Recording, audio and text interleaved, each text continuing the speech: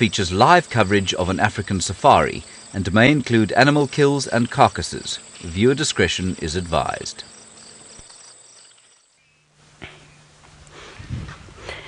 The wind is rustling through the grass on this afternoon safari. And this is Safari Live. Ready.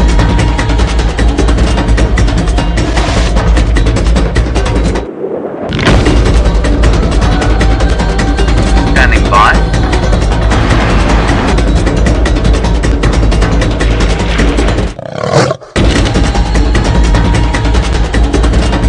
Five, four, three, two, one. You are live. You are live.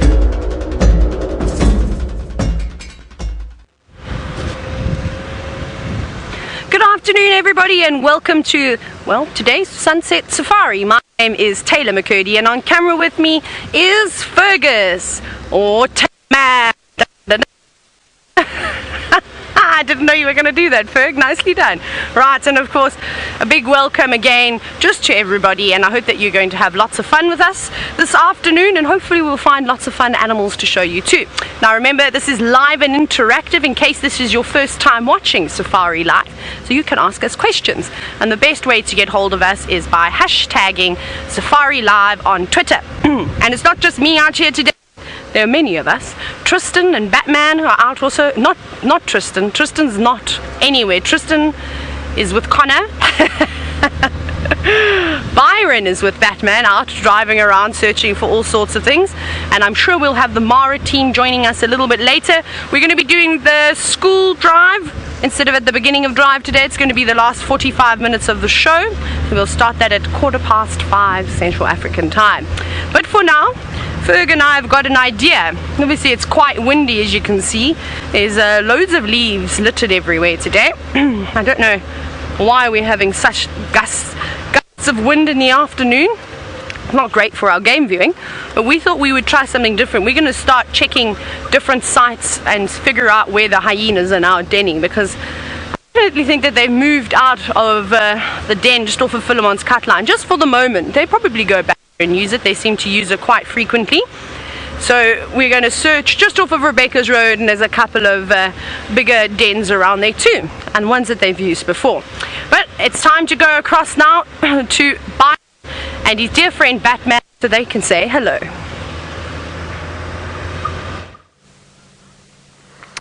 Good afternoon, everyone, and we with a young Waterbuck.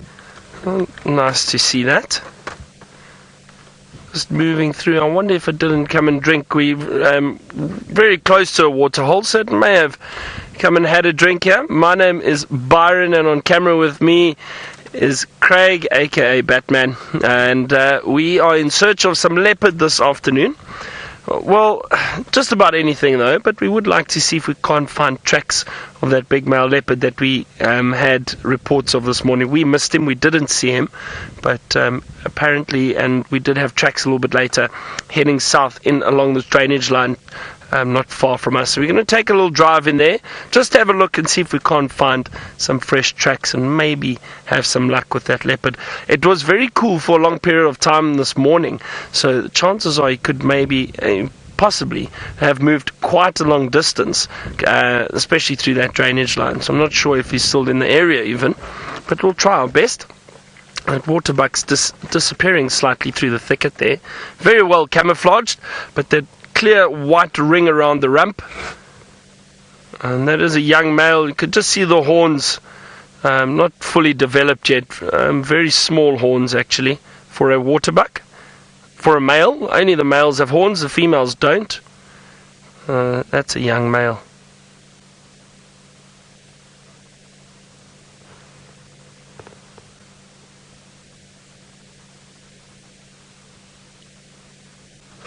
Alright. Craig, you're right there. What are you laughing at?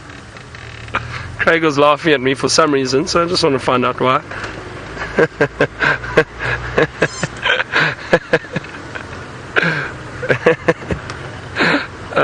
No. Now I wonder if we're going to find some more elephant in this drainage line too this morning. Actually, the past 3 drives that I've been on, I've found elephant in the same place every time, and they've been digging up in this dry riverbed, in the sand. They've been digging holes and drinking the water. The water table probably isn't very deep at the moment because of all the good rains that we had in summer, fortunately. So they're digging the sand, and they are getting some clean water. Oh, this is a nice, interesting track. Hang on, let me show you. What do we have there? Craig, can you get that to the side, do you think? I'll jump off quickly. Let me just show you this.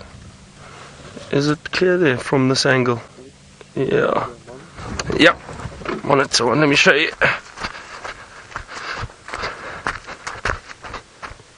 This is actually a nice big monitored track. Can you see from, just let me see, can you see from here? There's actually a very clear stripe in the road, a flattened section of sand from the tail that's been dragged. Now I wonder if this, I don't know if it's that very large monitor lizard that I saw a few weeks ago, a massive water monitor that moves between these pans and water holes. It could very well be him. I'm not sure. Now I'm just trying to have a look which direction he's going. I'm trying to see if I can find the claw marks and the paw marks.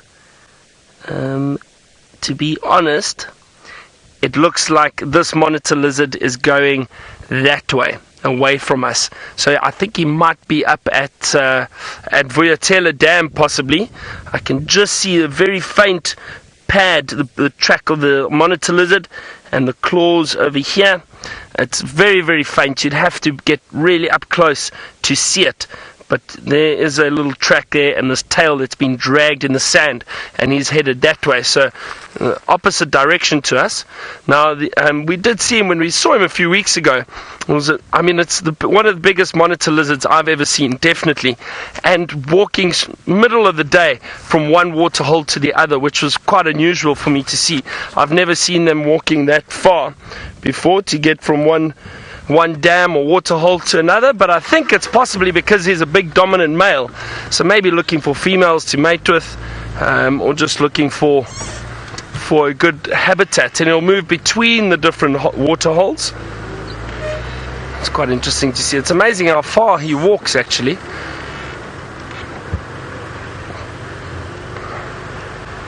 It's all along here. Now, as I said, I don't know if it is that big one, but it is a very clear drag mark of the tail of the monitor lizard, and you can see the tracks clearly.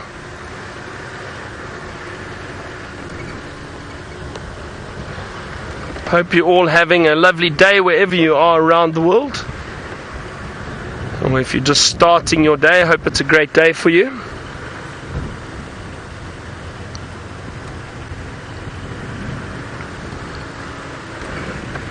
Right, there's some beautiful birds here. Have a look. Some hornbills that have just flown up into the small acacia tree. I can't hear anything, sorry.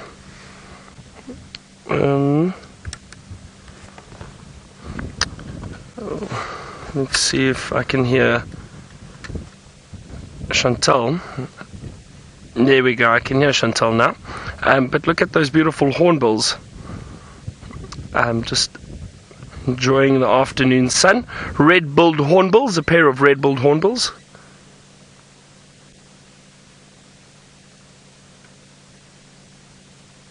Lovely. It's always nice to see these hornbills. The yellow-billed hornbill we also get around here, which is slightly bigger. And there was a starling that flew off too, so we'll see. Maybe we do some birding this afternoon. We'll see what we can find.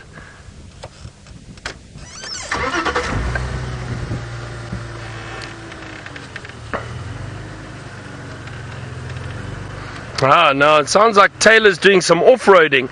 I wonder where she's going.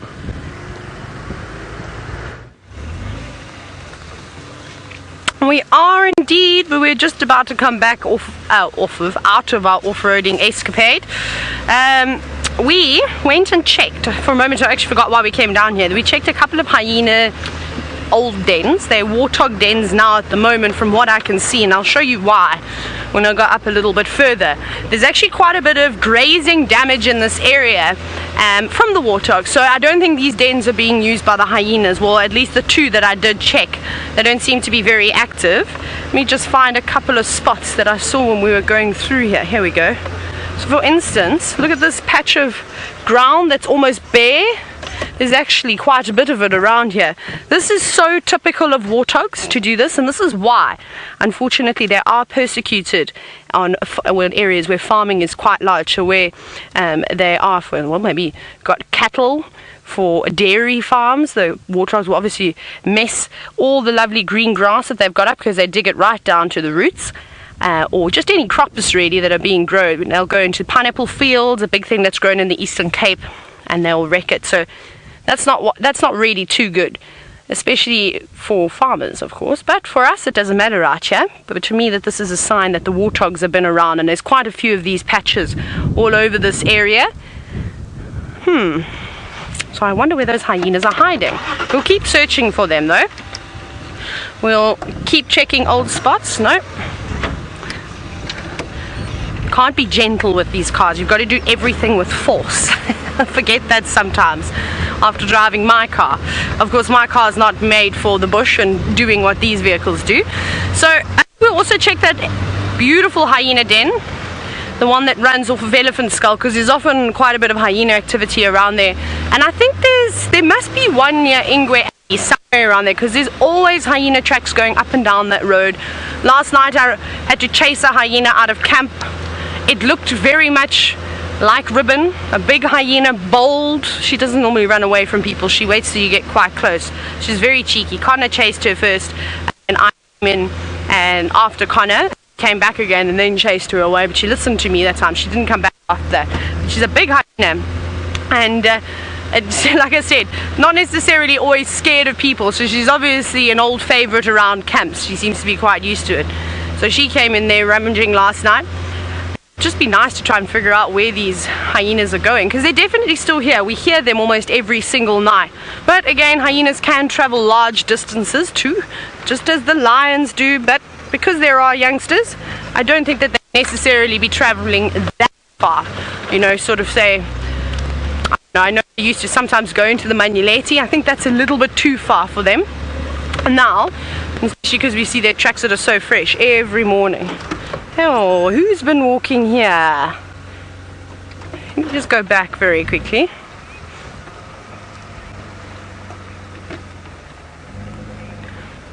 I got excited. I thought they were little leopard tracks, but it seems as though they're just some civet tracks from last night. Now,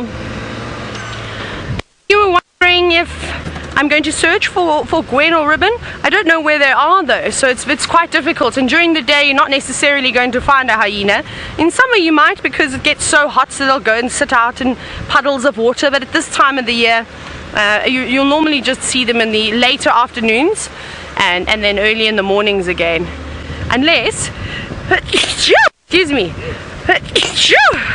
woo! Excuse me. Unless there's perhaps a big animal that's died. So something like a hippo or an elephant or even a buffalo that's not being fed upon by lions, then possibly you'll see some hyena activity during the day. That's definitely not impossible. But for now, we can try and look for them a little bit later. For now, we'll try and help Byron out and see if we can pick up on any leopard tracks this side. So I think we'll go all the way along Impala Plains as well. Check around there and check Triple M and Gary Main and all those spots, possibly even Treehouse Dam, maybe for some elephants. But let's go back across Byron now and see how his search is going. Perhaps he has picked up on some tracks. No, Taylor, unfortunately not yet. But it's still early and I think it is still very warm. So if the leopard's still in this area, is most likely lying down somewhere. But I haven't seen any tracks coming through yet. So he might be in the thick drainage line. And but we'll see what else we can find.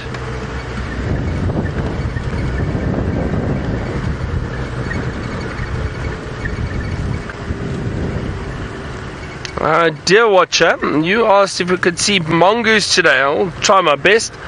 We saw I caught a glimpse of 1 or 2 dwarf mongoose just running down or over Termite Mound, so they are out. We'll have a look and see if we can find some for you. There's plenty of dwarf mongoose in this area.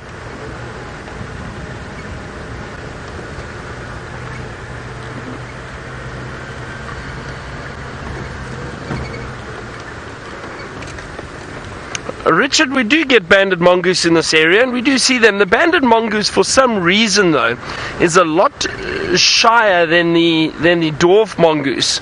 Very shy, timid mongoose, the banded mongoose. They tend to move off quite quickly. I just want to have a look and see if there are some elephant down here, maybe.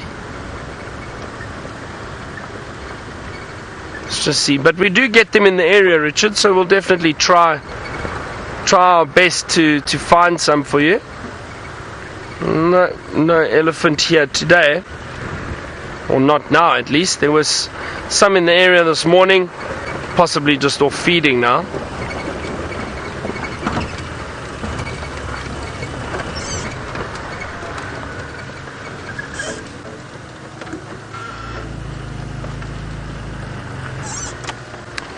So Debbie, this golden grass that you see around us at the moment, this dry grass, a lot of it isn't very nutritious at all, but the animals, like some of the grazers and that, are quite selective with which type of grass they feed on. Then they'll look for we refer to it as the more palatable grass, and what that basically means is the grass that's rich in nutrients and that's good for them to feed on. So they'll be a bit more selective on what they feed on. But animals like elephant and buffalo that are bulk feeders, they'll feed on a lot of grass. They will still eat this dry grass, this brown or golden grass, and they'll get enough nutrients from it because they eat so much of it. But it's not very nutritious, or not as rich in nutrients as some of the other grass. Now I'm just scanning these drainage lines very carefully. There's one off to my left, just in case we get a glimpse of something moving down here.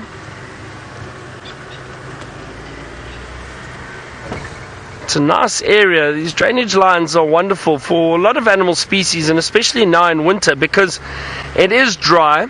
So the drainage lines hold a lot of water, and we've seen that from the elephants that have been digging up the sand to get to water. And so the vegetation in that is a lot greener down here. So we get a lot of animals moving through, either feeding on vegetation or trying to stay cool.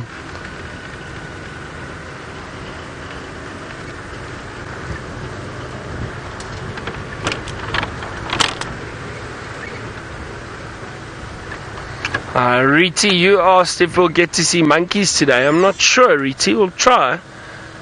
We'll see if we can find some. This is also a good spot to look for monkeys, these drainage lines, because of all the large trees around here, and you can actually see some of them there. So those would be ideal areas for monkeys.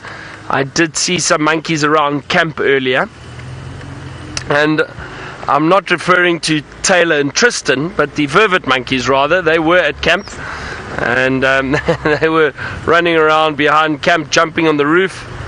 So there are vervet monkeys around.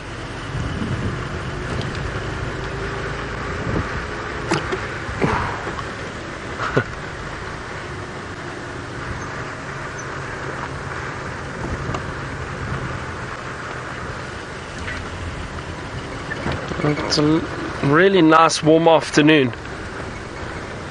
So I'm hoping we can find something. I'm hoping that because of this temperature, maybe we get some animals moving down to water holes and drinking. So we're going to check some of the water holes. This little road that we're on now is one of my favorite roads. It just goes past some little pans. They're dry at the moment, I think. I don't think any water in. There's just a nice little winding road that goes along the edge of this drainage line.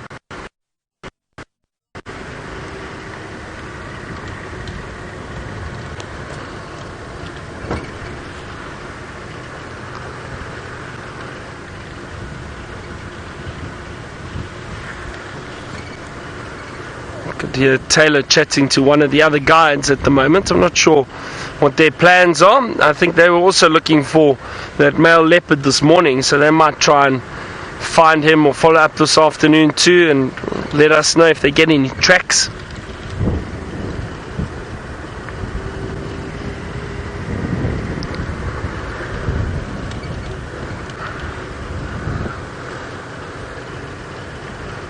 Just having a look around here to see if there are any tracks or any signs of animals that have moved through the area. I'm even struggling to find some birds at the moment.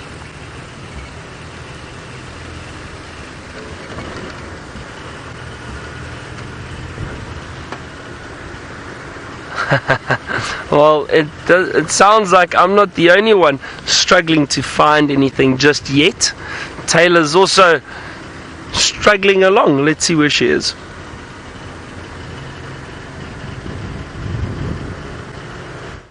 Well, Byron, I've got my head dangled off the side of the car, so that can only mean one thing: leopard tracks. I'm the queen at finding leopard tracks, but not finding the leopards.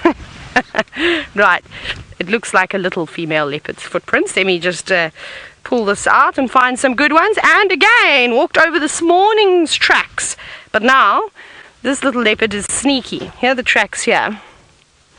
It's been very windy for most of the day, so there is a little bit of wind damage. There's a bit of sand that's sort of been kicked over the track, but it's still not particularly old. You can see it's very small, very narrow, and not quite as broad as a male leopard track, but going that way. So let's not waste too much more time, because Shongile is sneaky. Sneaky.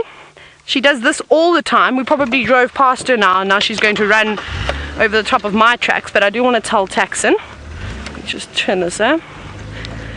Stations, I've got young Mafazi Ingwe tracks.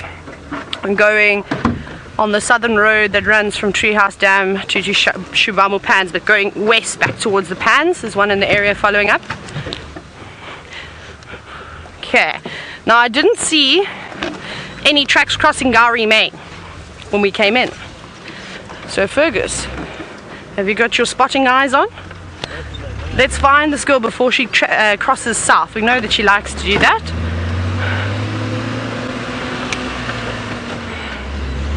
Let's just check around here. Let's actually check very carefully. I didn't see any more tracks when I came up this way. I just saw them around that bend there, so she could still be somewhere in this vicinity. Just maybe lying underneath the tree, which would make it virtually impossible for us to try and spot her. This grass is still so long and so thick. I really hope we get big herds of buffalo to come through and big herds of elephants to actually just shorten this level a bit. This is actually, I think, Ferg, don't you think this is one of the thickest areas on the property? This whole section here? It is. Now, I remember when we, after the rains, and we started doing all the bushwalks, we were very nervous about walking around here because of the length of the grass and you couldn't see the buffalo. But we're going to keep searching for this little leopard and hopefully we'll manage to find her. I'm going to send you across to Byron, who has got some in Nyala. I have indeed. So I've managed to find something. A beautiful Nyala bull. There was another one that's moved off to the right. We can't see it now, but magnificent animals. I love seeing them. Male Nyala. And as I was saying, these areas, these thicker drainage lines are ideal for these animals. Green vegetation, nice and cool shade, so perfect for them.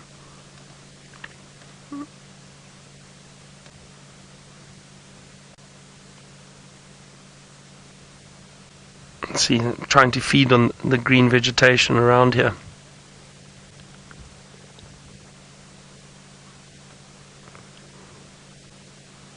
They blend in so well with those dark coats. So in the shadow of the trees or in the shade, they do blend in very well. You can see those white markings on the body of the male Nyala.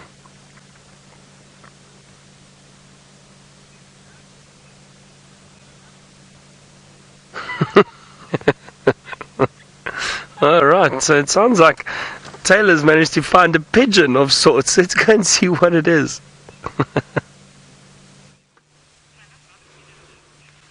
We did, and it looks like it's just woken up from an afternoon siesta. It is an African green pigeon all on its own, and you can see it does look very, very, very sleepy. Now we've stopped at one of the pans here on Shibamo Road, hoping to find a leopard, maybe sleeping in the shadows of some of these trees or perhaps on a termite mound. But alas, we have not. But at least we found this gorgeous little bird. Isn't that nice? I always love when we find the African green pigeons. But let's keep searching. Let's just have a look here. There's a couple of chattering coming from the birds, so I'm just checking all the way around to make sure that I haven't seen anything. How cool was that, little birdie? That was really nice, actually. Actually, that's quite nice. I like the light coming off of the back. Let's have one more look at our African green pigeon. I don't think I've ever seen one so relaxed before. Just to the right. There we go. It's quite nice with the little rays of light coming onto it. Normally we see them in pairs, or actually they're quite gregarious too, so it's not uncommon to see a whole bunch of them feeding on a tree that's fruiting, but that's not going on at the moment. You're all on your own and just having a little rest. Perhaps flying on a windy day like today might be a bit of a challenge, and I don't think it's necessary for any of the animals out here to use unnecessary energy. And I think fighting the winds definitely would be a way to exhaust your fuel load.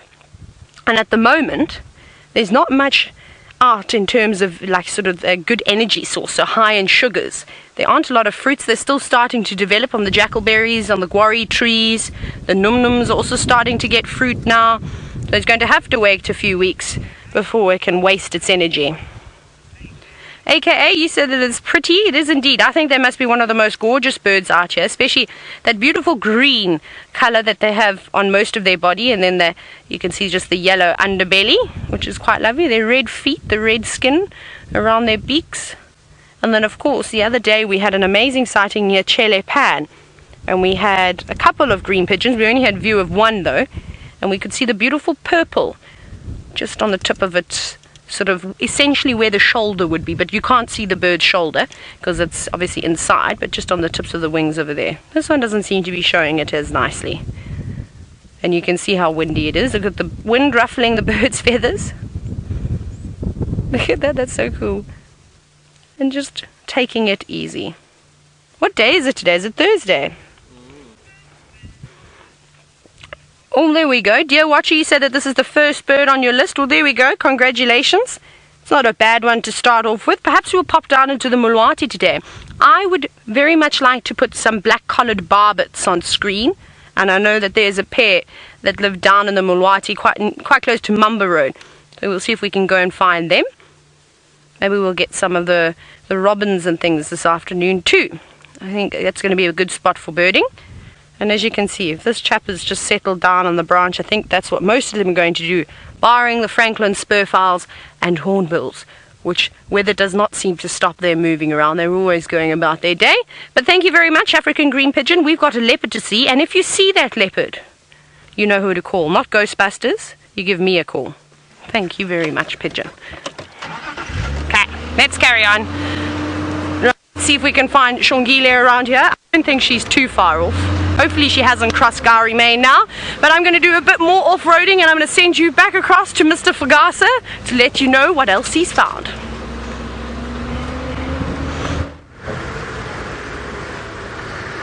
Thanks, Taylor. I've found some warthogs. Here we go. Nice family of warthogs. Oh, look at that. Gee, 1, 2, 3, 4, 5, 6, 7 of them. Nice family. Looks like 2 females on the left though, 2 larger females, and then the youngsters, 5 of them. And let me just double check.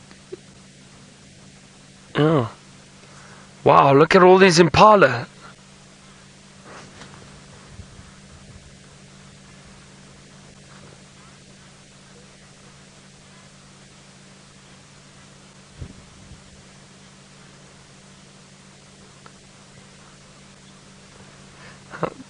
Oh wow, now Tula Ann and Tucker, happy birthday.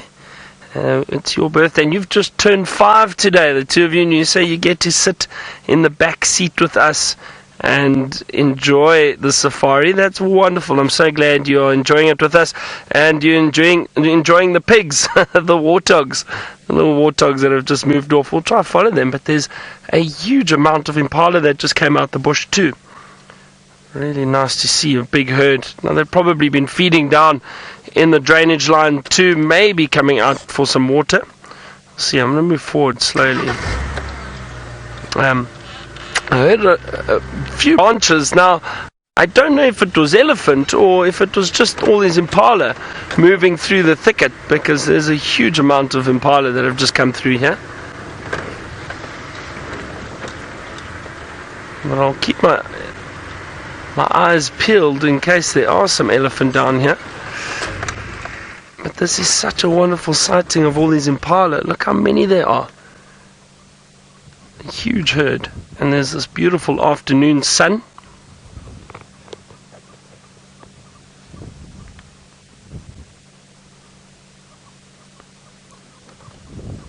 I think sometimes we take some of these beautiful antelope for granted.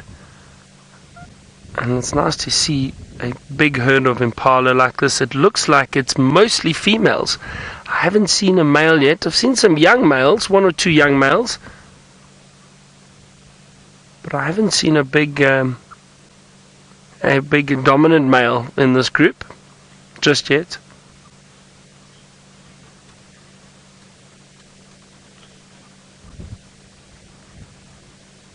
Tino, you asked, what is the best area for animals? Well, that's difficult to say, because animals will move all over. And I don't mean, I wonder if you mean the best area as in within southern Africa or in Africa or just here on Djuma. Okay, so in our area, it's difficult because the animals constantly move around and they'll move through different areas. Some animals enjoy clearings, some animals enjoy thickets. At the moment we can see all these impala have been down in the drainage lines in the thickets. So I think it's one of the more productive areas to look for animals, is some of the drainage lines that we have through here. Thicker bush, thicker cover for animals, big trees. We often find elephant moving through there, digging for water, as we've seen the last few days. Animals like leopards and lions would go and lie down there because it's a bit cooler. It's out of the wind, perhaps. So I would say that maybe the drainage lines are a good place to look for animals, especially during the warmth or the warmer days or the summer days, especially the hot days. But it's difficult to pinpoint an exact area that we think is very good, because the animals will move throughout this entire area. So it all depends. Also depends on the season, summer or winter.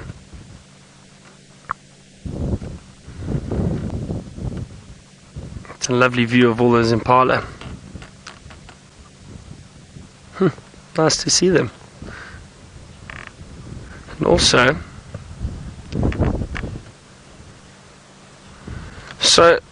there's quite a bit of wind at the moment, and that's why I think this group of impala are staying close together. So they will keep an eye out for any potential predators, and with the wind it makes it difficult for the impala to pinpoint where the sound or smell of any predators is coming from. So they'll huddle closer together, and I think that's exactly what they're doing here. Now, aka, you asked if there's one male that will tend to all these females. Not necessarily. What often happens is you'd have maybe a dominant male that will mate with a number of females within the herd, but they do fight constantly for dominance. And during the rutting season, that's a young male you can see over there. Is not nearly old enough to be dominant just yet, just a young male. Those horns haven't curved quite enough.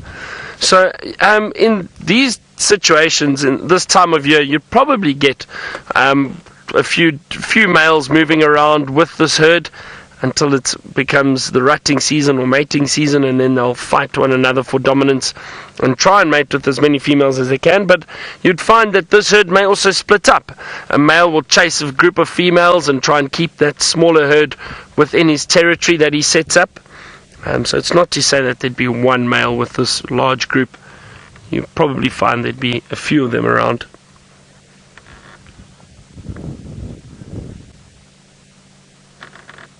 Now, I'm going to head towards that waterhole and just see if there's anything drinking down there. But while I do that, let's head back to Taylor, who's still in search of a leopard too. So let's see how it's going.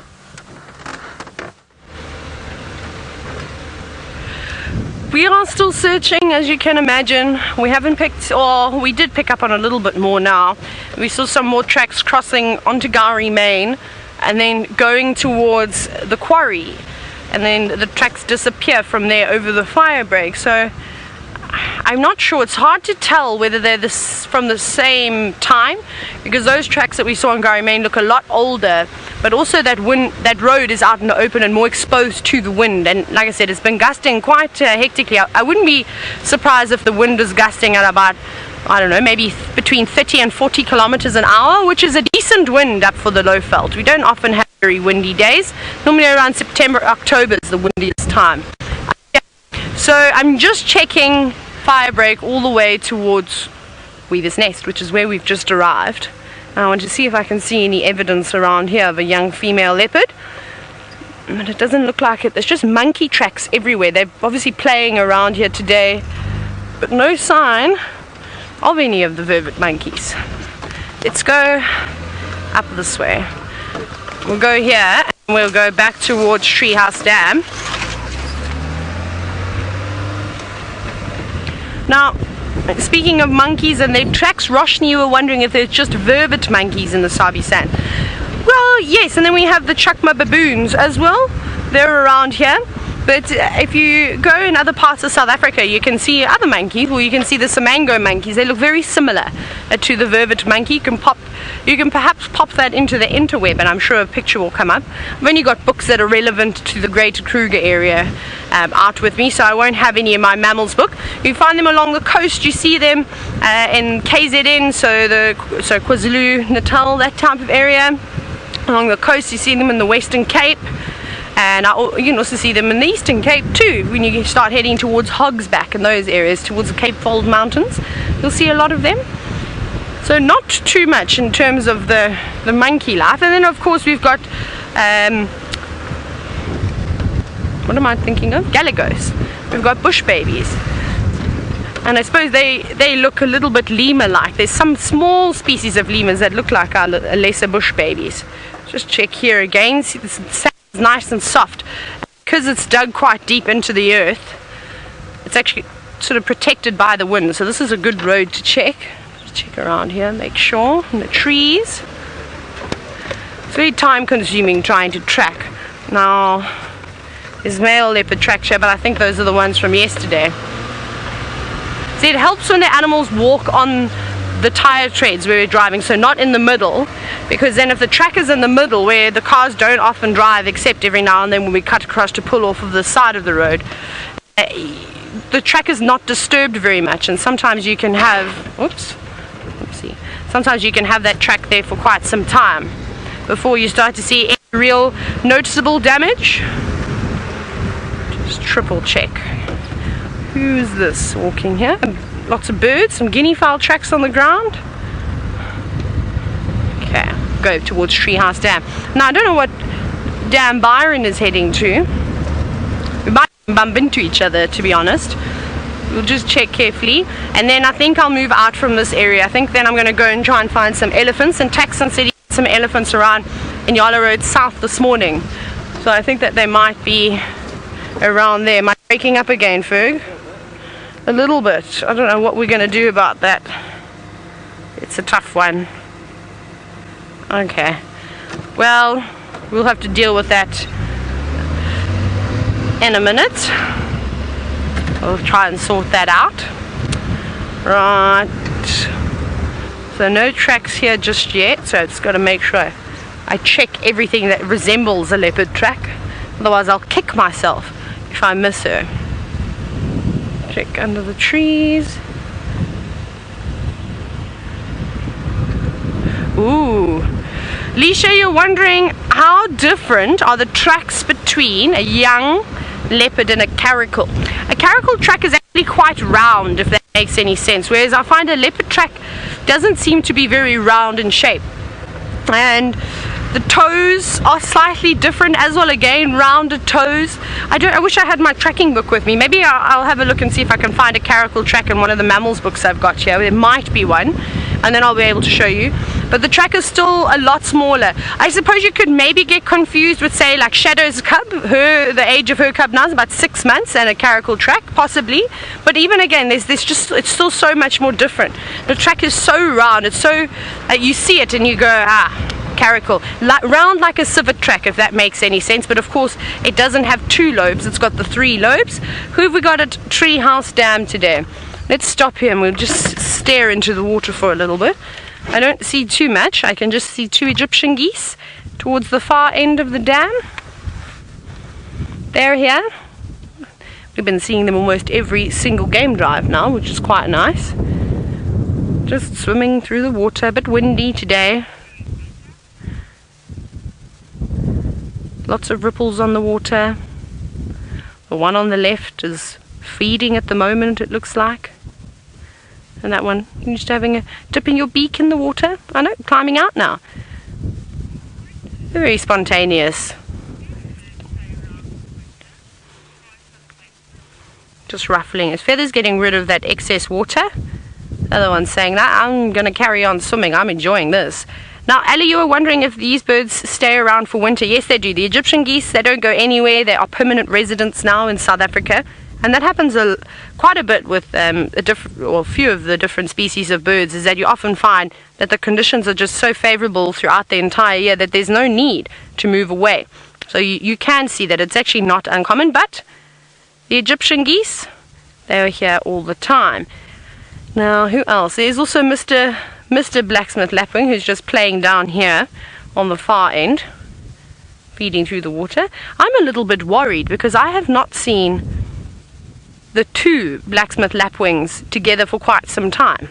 They seem to have separated. Maybe just taking a well-deserved holiday.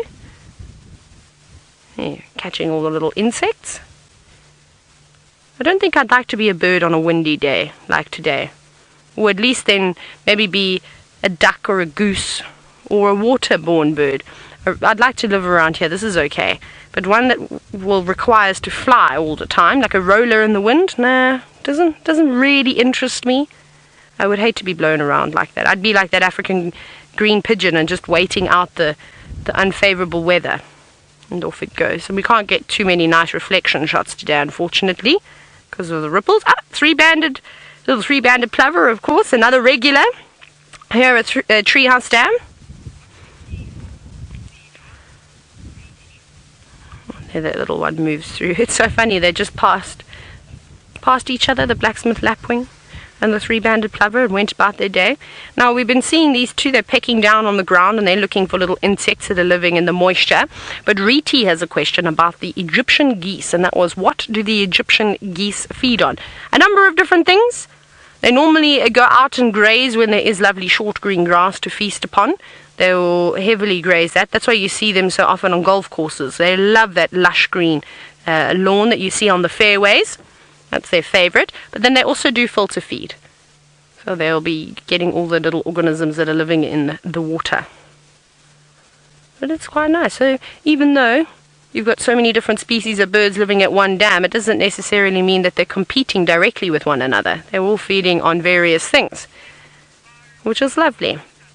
But we're going to keep carrying on. I think we're going to try our search in the Mulwati now, where there's less wind for some elephants, and hopefully Shongile will pop out a little bit later.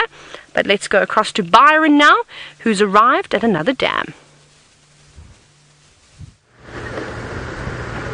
I have indeed, Taylor, and I'm bypassing it because it doesn't look like there's any activity there at the moment, unfortunately.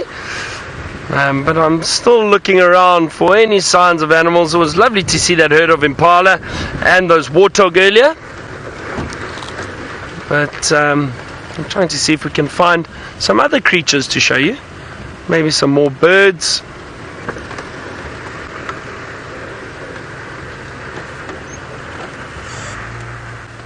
Hang on, I just see an interesting track. I just want to double check what that is.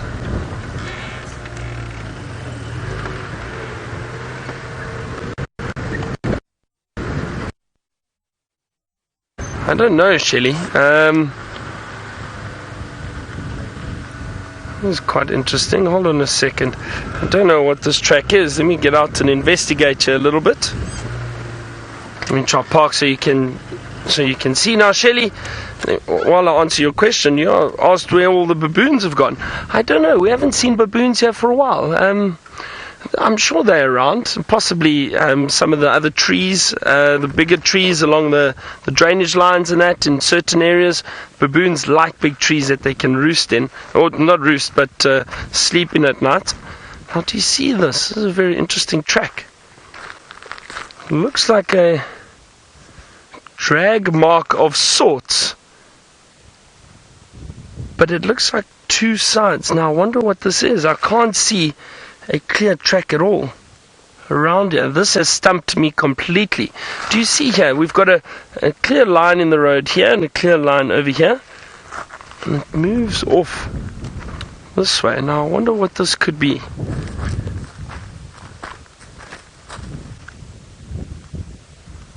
I have no idea. It looks like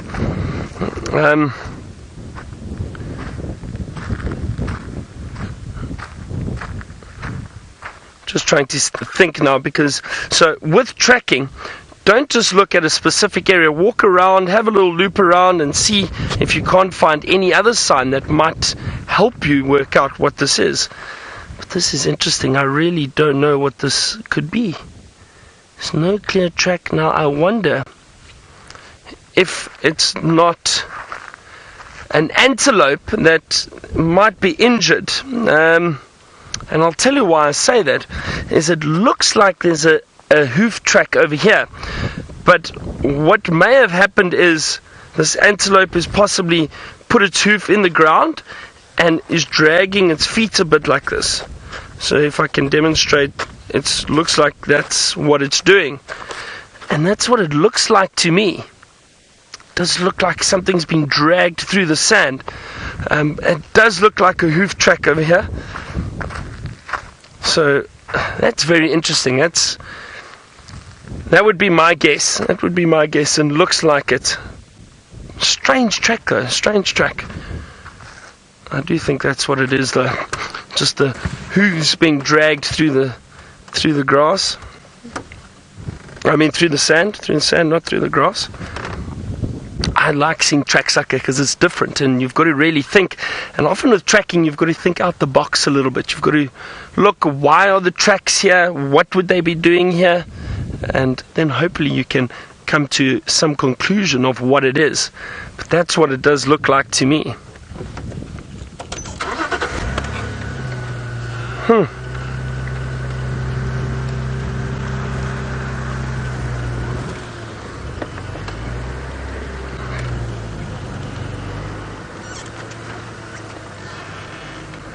Still very warm this afternoon. It's a lovely afternoon, just despite that breeze that comes through every now and then. Little bit windy earlier where we were with those Impala. You could see they didn't like the wind very much. They all stayed very close together.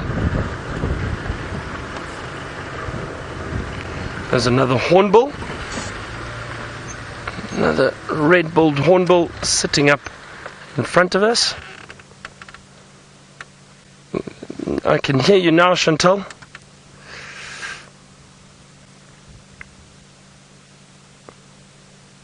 I can't hear you now, Chantal.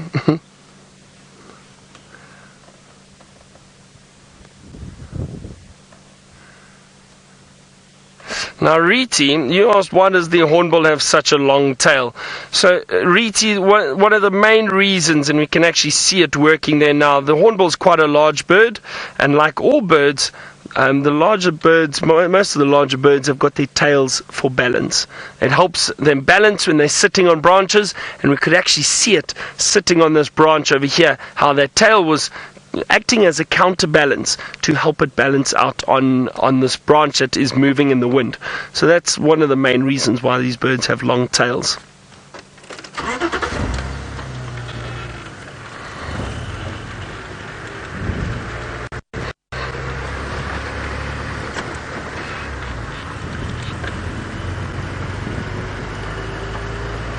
I'm just going to go through a little dip here quickly. But let's go to Taylor. While I go through here, let's go through to Taylor and see how her search is going this afternoon. We've actually moved away now, Byron. We actually moved right out of the way because Tuxon and Aubrey are also working in the area, and they've got their trackers out of the cars following footprints of leopards. So they'll call us in if they do find anything. I want to find the elephants. Now, there are some elephant tracks around here. Sorry, I'm just checking them, but I think that they're a little bit old. I think they're from the other day. Let's carry on. Let's go up a little bit further. Let's check Vulture's Nest. Let's go back to Nyala Road South Central, Nyala Road North Junction, and see if they aren't perhaps drinking out of their favorite spot, which seems to be their favorite spot for the past few days now. Remember how they've been digging water, and I think it was not almost a week ago, but 3 or 4 days ago, Craig and I had some great sightings around there. Ferg, we also had a nice sighting down there, had a nice one with Sebastian. We've all had beautiful elephant sightings over the last few days. So let's go this way. Let's go up in Nyala Road South.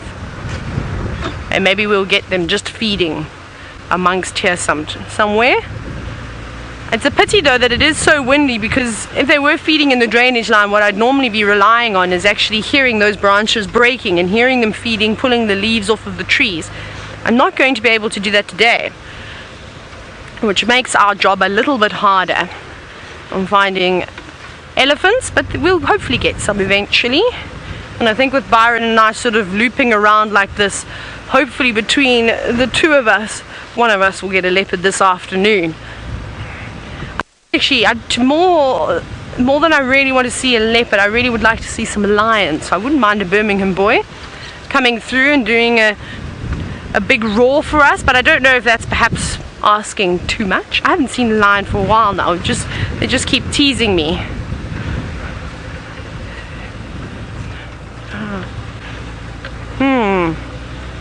Now Blaze, as we drive along talking about the leopards and lions of the Sabi Sanji, are wondering what is the best area to find predators. Anywhere is a good area to find a predator. In a tree, down on the ground, next to a watering hole, on an open plain.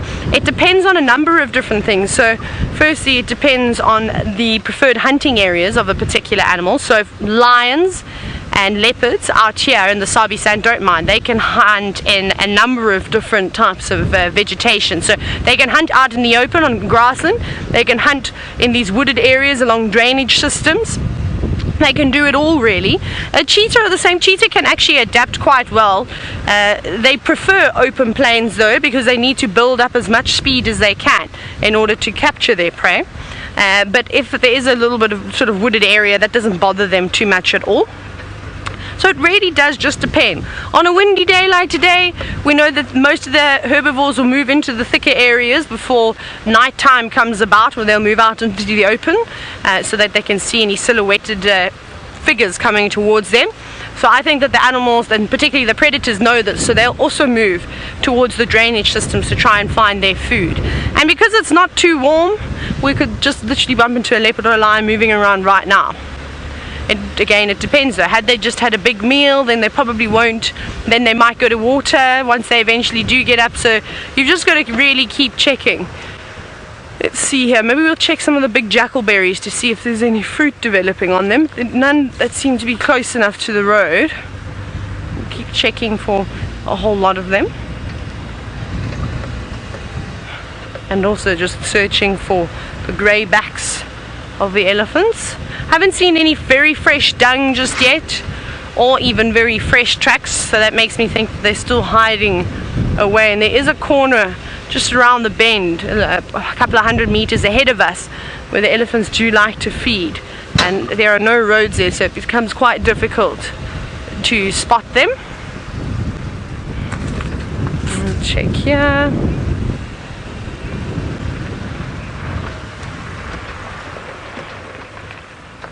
This is one of their go-to spots. It doesn't seem like there's anything just yet. Now, someone else who lives in Africa that's watching the show this afternoon, Martin from Kenya. Hello, Martin. I'm wondering, when are the buffalo going to come back to Djuma?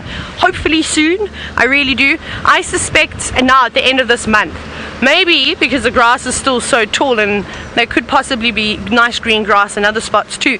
Maybe even pushing to the first, maybe even the second weekend of July. It'll be somewhere around there. So that's the game drive radio that's going like that. So yeah, so I think around there.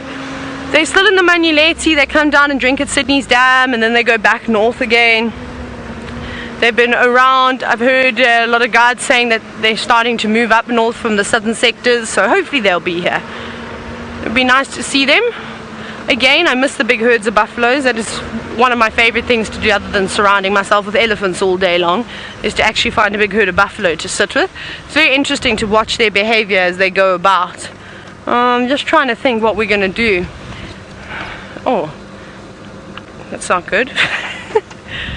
Let's go up in Nyala Road North. I think that's what we're going to do. What?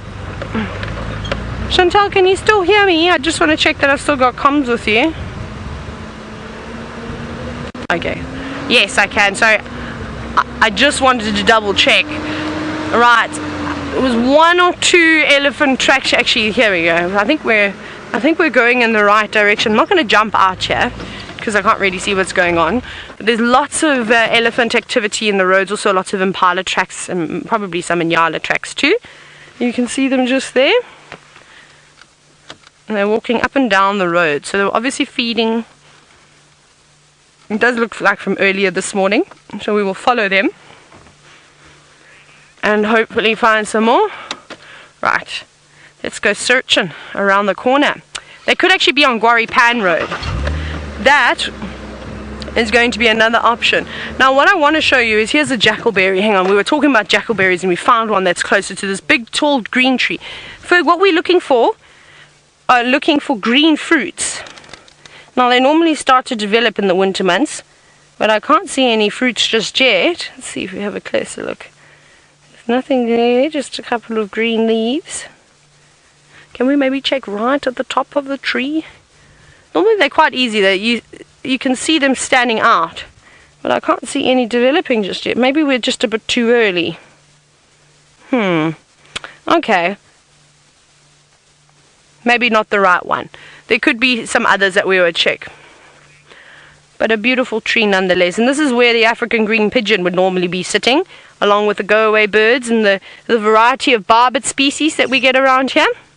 And they love it up in these trees, especially when there's fruit. So it's going to be really nice when the guarries and the jackalberries get all their delicious fruits once again, because the bird life around these trees will be great. We probably can quite easily get 5 or 6 species, if not even more, up in the tops of these trees. So something for all the keen birders to get ready for. Right, let's keep searching. Let's see if we can find those elephants. Where are you?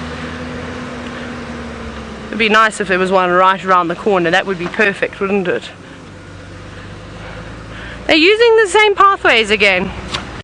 Okay, I think I know where these elephants could be. I'm going to keep searching and hopefully we're going to find them. I'm going to send you back across to Byron now.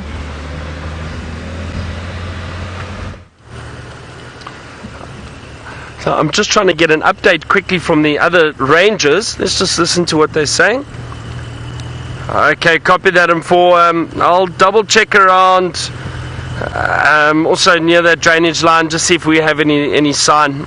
We'll keep you updated. Thank you.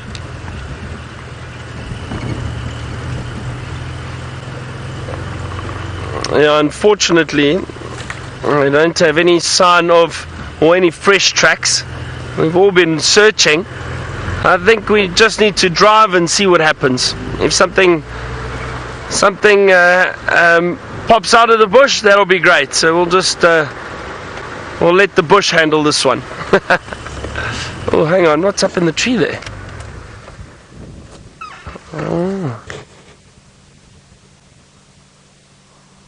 Oh, it's a juvenile or immature Bateleur, everybody. That's what that is. It looks so strange because it had its wings open. It's trying to balance in the tree. Look at that. That's beautiful. See, I think it's trying to use its wings to balance itself over there. A beautiful immature Bateleur. It's quite a unusual tree for it to be in. It's a small tree, not very big branches for balance.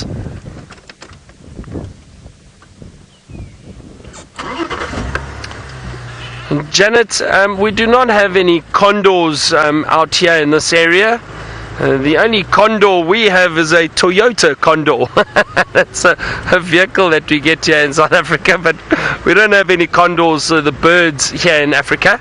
None at all.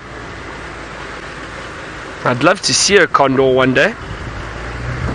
Just trying to get a bit closer to this Bateleur for you. Let's see, trying to balance itself in those thin branches. Just hold on. Oh, look at that. There we go. It's a lovely view of it. So no, Janet, we don't have condors, but we've got many different birds of prey around here, very large birds. Some of the larger ones, obviously the vultures, and then the largest eagles we get out here, like the Marshall eagle. Look at this Bateleur. It decided it was too much effort to balance on those thin branches in the wind, and off it goes. Nice to see it though. Like I said, it's an immature Bateleur, so they've got a very dark or light brown coloration as opposed to an adult. It's got beautiful black markings. Now let me show you a photo quickly. I'll just get it for you. Bateleur.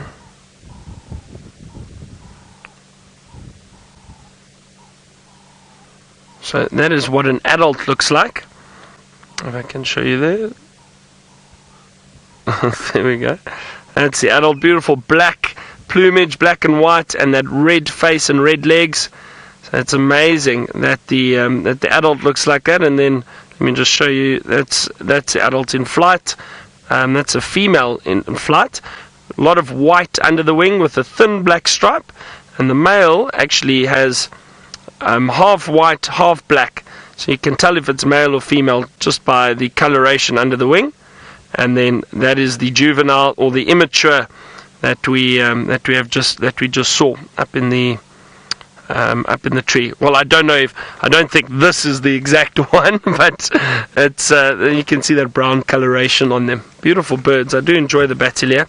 They are scavengers. A lot of the time they do get to carcasses, and they'll feed on carrion or dead meat if they do come across any carcasses.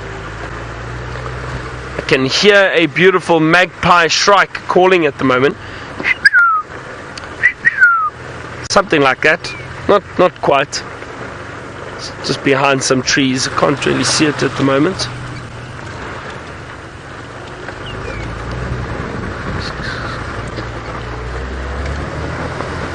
Oh, that's nice.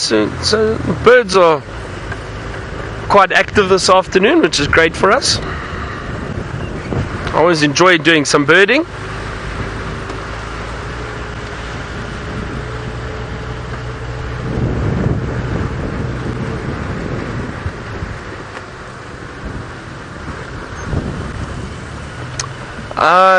Tennis, all the way from Canada. Hello, Tennis. It's probably the start of the day for you there. You asked if the birds lay different color eggs. They do. Most bird species lay different colors of eggs. Well, a lot of them obviously the whitish color, white to off yellow. That's usually the color of most eggs, but some bird species will lay little blue eggs, some will be speckled, some will be plain, some will have dark specks, some will have brown specks. You'll have brown eggs, depending on what camouflage they need for the eggs. So yes, many different bird species lay different colored eggs. Now, on that topic, something quite interesting. Do you see something there, Craig?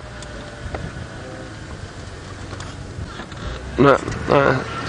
On that topic of eggs, now we know the cuckoos are brood parasites, which means they lay their eggs in other birds' nests, and they rely on the other birds to raise them.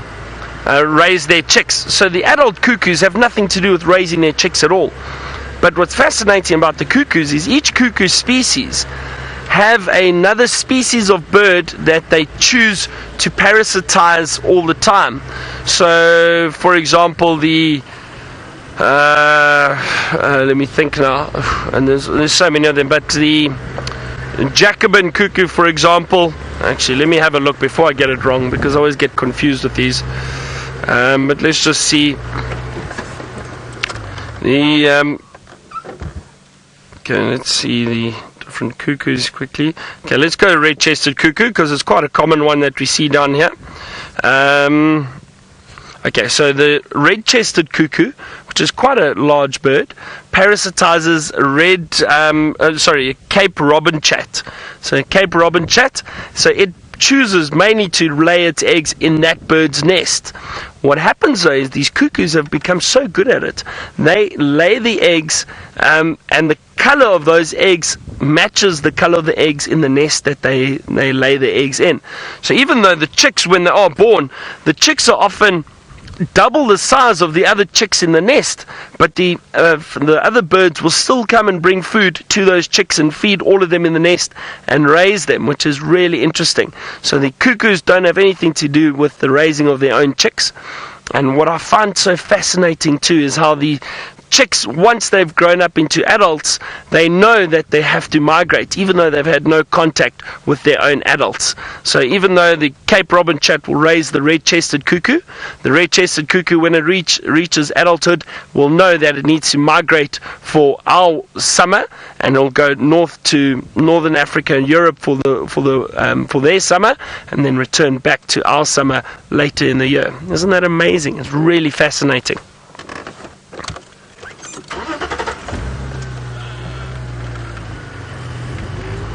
Alright, now Taylor seems to be on the search for elephants. Let's go and see how it's going.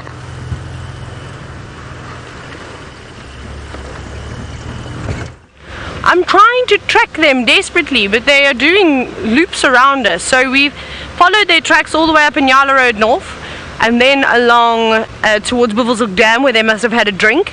Then they went on Hippo Pools Road, and then at Quarry Pan they went south. And I'm still trying to find them. There's some dung on the road. That's not the dung I'm after though. There's much fresher tracks. Oh, we're going to get them. They're here. They're here somewhere. I just want to go around the corner quickly. They're so fresh, these tracks. But we have a question from Mike, and I'm going to show you now. Let me jump out. So Mike, your question was... No, that's horrendous positioning on my behalf. Sorry, Ferg. And I can't get the car to go into reverse. Let's go back like this. So, Mike, as I jump out and walk towards the tracks, we were wondering, how do you tell the direction that an elephant is going? It's actually quite easy, and I'm going to show you how easy it is. Because you think you must need some serious special training, but I promise you don't. Let's find one. Now, these ones aren't that great. Let me find a really nice one. No. These are not the tracks I want to show you, because they are not going the right direction. These are older ones. The other tracks that are not just in here. Maybe we can do this one. Can we see this one over here? Ferg? This is a very fresh track though. This is how I want to show it to you, because it's much fresher than the ones over here from a few days ago.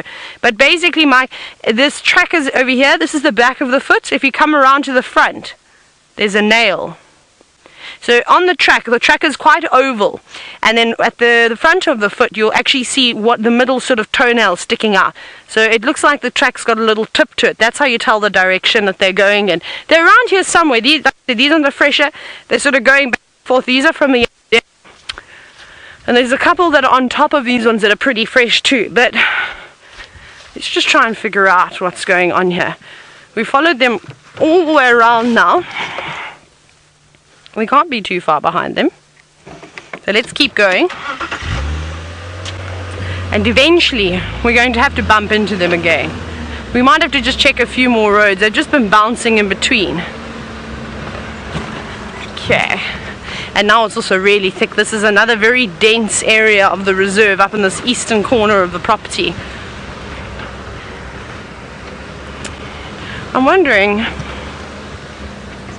trying to figure out their route, if they're maybe going to go straight back towards Central again. So that's what it looks like is happening. Yep, tracks cutting straight through there. Central is not too far. They're doing the same thing that they do almost every day. That's amazing what they have been doing. Pick up the pace just a little bit. Some tracks come out onto the road again. Woo! Over the bump. Now, Hot Dog Harmony, you're wondering what would be the biggest or the largest bird in the area. It's tough to say. We were actually chatting about this the other day, and Hot Dog Harmony, it can be a number of different things. If in terms of, are you talking about weight? Heaviest flying bird perhaps? Then we're going to look at the Corey Bustard, or maybe one with very large wingspan. Then you can go all the way towards a Marshall Eagle. And then even to some extent some of the vultures, even I know some of the other big birds. Secretary birds are quite tall. So there's lots of different sort of categories that you could put the largest bird into. But there are a number of them. Oh, is that one-horned Sean? No, it's not one-horned Sean, the Impala. It's skew-horned Bob. That's right, Fergus. You know him quite well, obviously. You've met him a few times. He's gone though. Did you guys not have a great relationship? Is that why he ran away? You know, he's got self-esteem issues. Self-esteem issues, okay. So there was an Impala that had a horn, but it's disappeared now. It actually twisted back, and instead of pointing up like it normally does, pointed back down towards its neck, which is quite interesting. And we're seeing, actually you see that it's quite common with Impala, or any of the antelope species, to have deformities. Where are these elephants? Now the tracks are going here. We'll just keep following, going around in circles until we bump into them. And then occasionally we see one-horned Sean, who's the Impala that lives around Pangolin Track.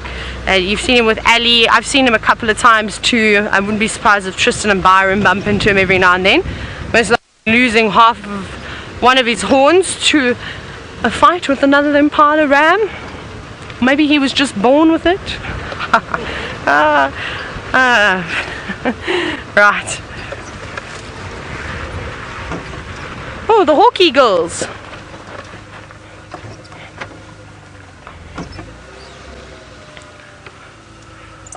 I'm trying to get a little bit more back. Oh, they're gonna fly. Don't fly, the hawk eagles.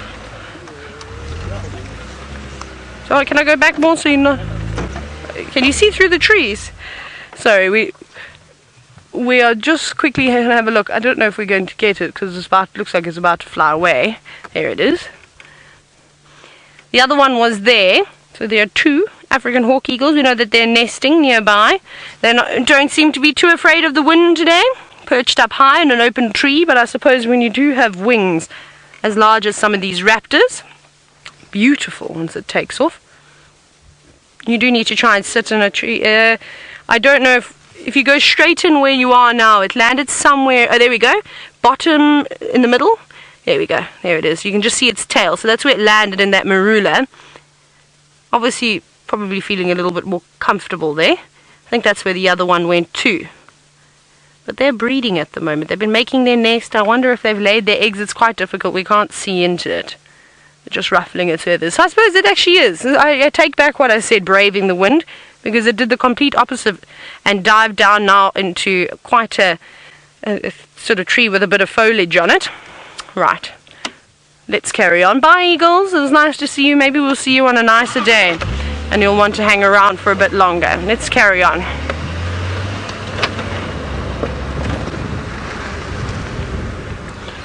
Ooh. Now, our beard, you're wondering if those African hawk eagles are larger than the southern ground hornbills, and the answer to that is no. They're actually much smaller. I'm not sure of the weight of an African hawk eagle, I'll check for you now. I would guess around, I love this game because it's so difficult to try and remember the weights and things of every single animal, let alone the mammals, and now we must try and remember the birds. It's quite difficult. Let's give that screen a wipe. We'll go into the app. I think, before I go, I like to play this game. Don't you like to play this game, Ferd?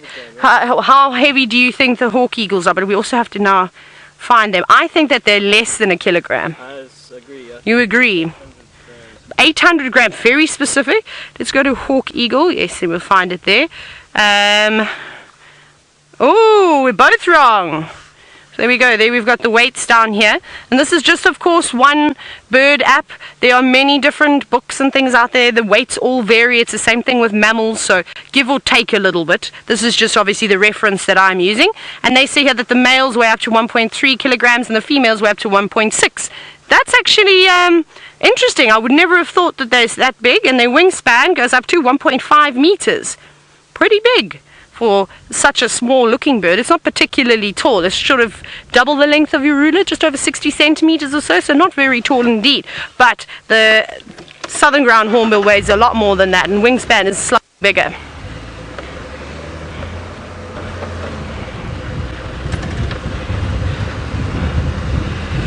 Now, James, you're wondering if there are any other eagles that hunt in pairs like the African hawk eagles do? I'm not sure. I haven't actually taken note.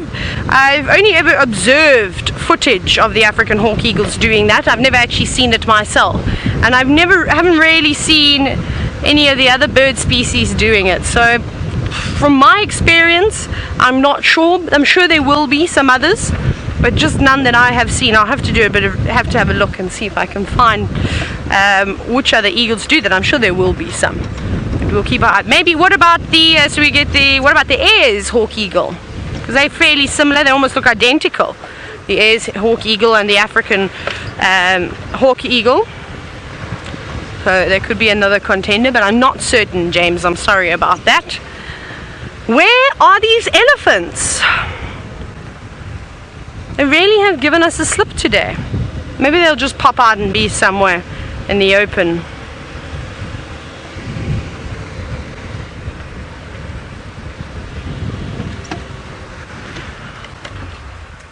Now we're going to go down into an area where there are many gremlins, so I'm not going to go any further. But I do have to say, of course, a very happy birthday to Tula Ann and Tucker, who are 5 years old, so congratulations. That's a big step for you guys. And you have a question for me, Tula Ann. So, and that question is, do some of the animals ever get blown over? I suppose they could get blown over. Birds, I think, in trees could get blown out, especially if you're still in a nest. A nest blows out, then you'll be in trouble too. I can't imagine an elephant would get blown over, though, or a rhinoceros or a buffalo. But some of the smaller things, if we have gale force winds, definitely need to watch out. But we're going to go down into this drainage line now and see if we can find some elephants. I'm going to send you across. Oh, before I do, though, sorry. Tula Ann, look who's come out to say hello to you. Look at that little squirrel. How sweet is that? Very precious. I wonder if this is not the same squirrel we had the other day in the elephant sighting, because it's very relaxed. Disappears, a little surprise over there. Byron's got his binoculars out, that's what I was telling you. He's obviously searching for something. I'm not sure what. Let's go across and find out from the man himself. Taylor, I am looking for a little harlequin quail that I saw. We caught a glimpse of it fly up and it flew into the grass. I saw it and then it ran through the grass and disappeared. The grass is quite long at the moment. Beautiful little harlequin quail. It would have been nice to see. Harlequin button quail, that's what they are. Button quails. Oh no, unluckily. Bless you, Batman.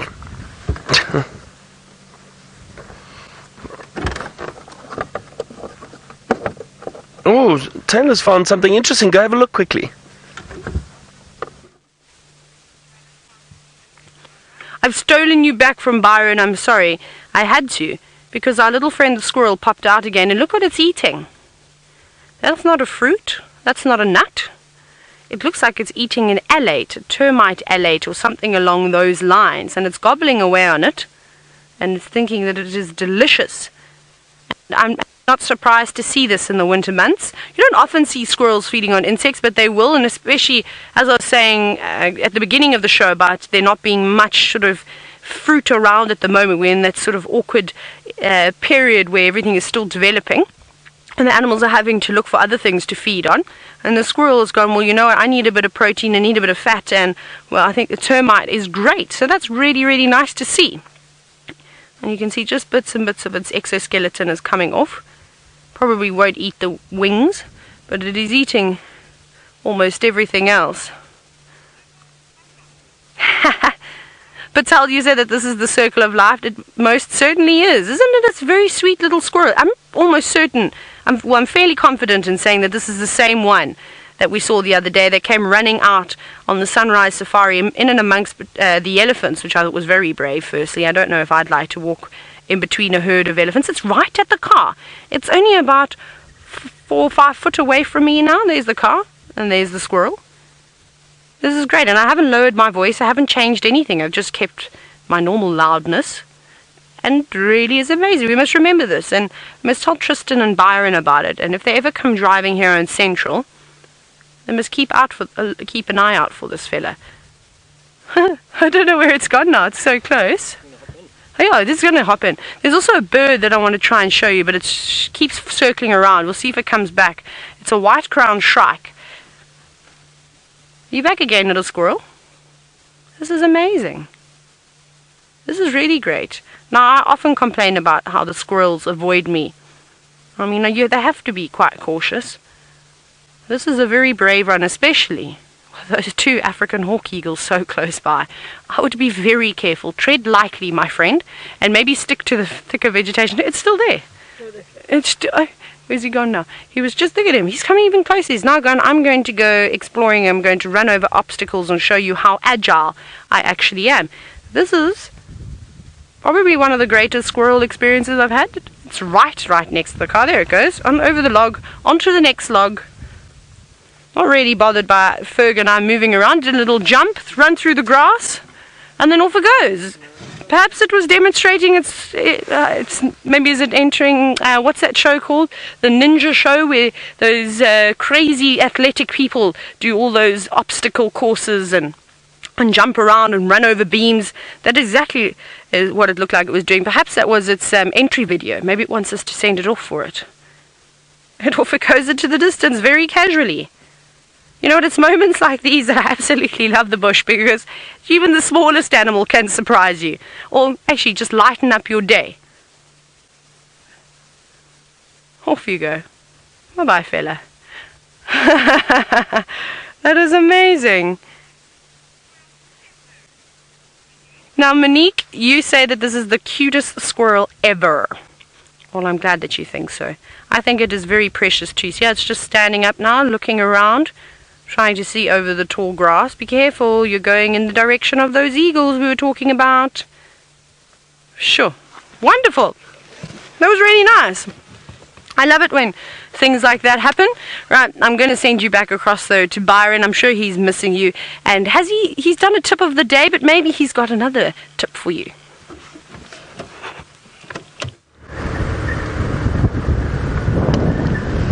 Taylor, I did indeed do a tip of the day earlier, so I'll repeat it again for the Sunset Safari.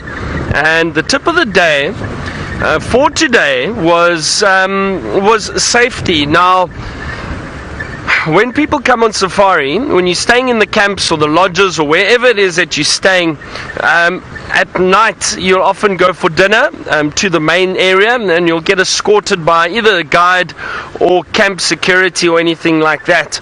And that is for safety purposes, so don't walk around by yourself at night. Animals do walk through the camp, and that's where I got onto the tip of the day. Was we had a hyena in the camp last night, so you do have to be wary and careful.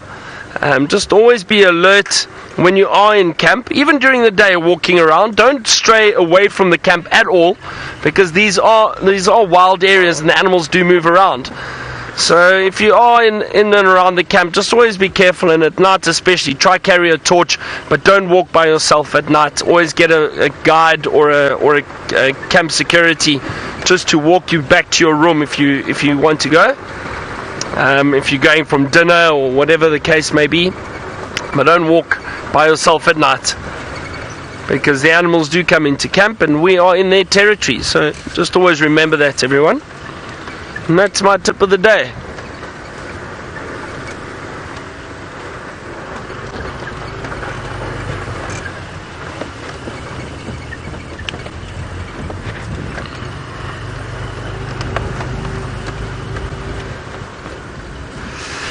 So Brandon, I actually know the answer to your question, because I was listening to you and I chatted to some guides the other day. You want to know where the wild dogs have been lately. So winter is when the wild dogs den, and it's usually June, the month of June, May, June. They start looking for den sites, and they'll start denning. So the alpha female will find a abandoned termite mound or aardvark burrow or warthog burrow and excavate it a bit more and renovate that burrow and use that as a den site. She will then give birth to pups, and what happens then is when they give birth to pups, those wild dogs will stay within that vicinity. They won't cover these distances that they usually do. So what's happened at the moment is I've heard the wild dogs are denning on the northern side of Singita. So the northern part of Singita, known as Ottawa, and that is where the wild dogs are denning. So they're predominantly moving through that area, and every now and then they come on to Simbambili and parts of Arathusa, but then they go back again, because they then need to female and for the pups. I'm not sure if the pups have been born yet or how many they got. I don't know about that, but we do know that they are denning on Singita. So that's why we haven't seen wild dogs for quite some time. It's because they're right up in the western side of the game reserve.